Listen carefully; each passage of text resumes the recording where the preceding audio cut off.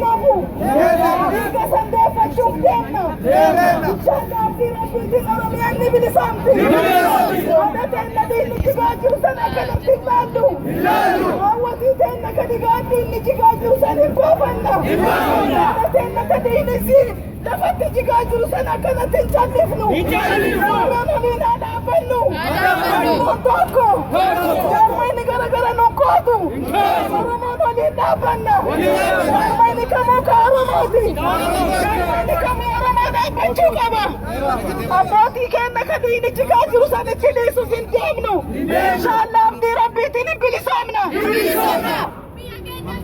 Thank you.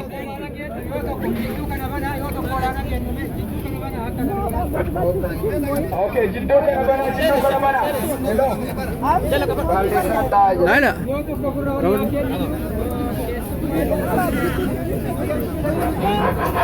Sakali ka kabanesa na dito.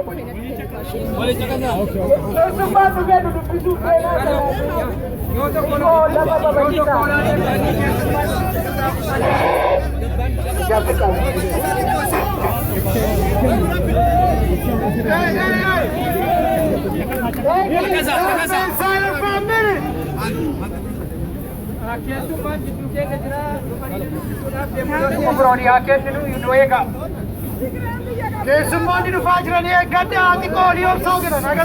Apa ni sekolah aja.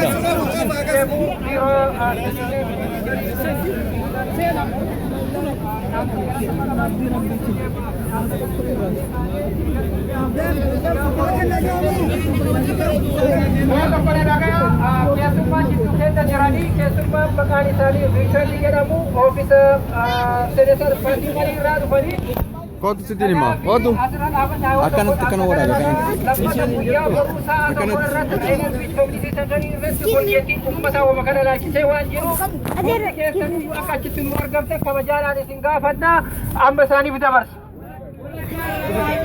Okay, I'm gonna get Fada.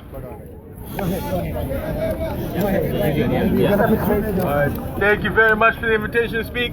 I wish I could speak longer and I wish I could say more to this, but first of all, thank you for standing out here in the rain. I want you to know that Senator Murray stands with you. This week, Senator Murray signed on to a resolution calling on the State Department and USAID to acknowledge the violence in Oromia and to support democracy in Ethiopia. Thank you very much for being here today. Thank you, we appreciate it too. Hello, wanni asirraa himameetiin hin jedhu yoo tokko dhaamsi amma jedhamu kuni Senator Percy Mariin dhaamsa keessan kana dhagaatteetti jee waraqaan seneterootaaf kalaayuu mootummaa ije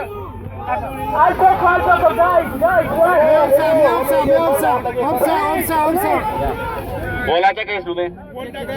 Bola dhageenu. So harira harna ka adda godhu wa tokko jira. Akka Europa godhame Senator Virginia resolution Senate deesse jira.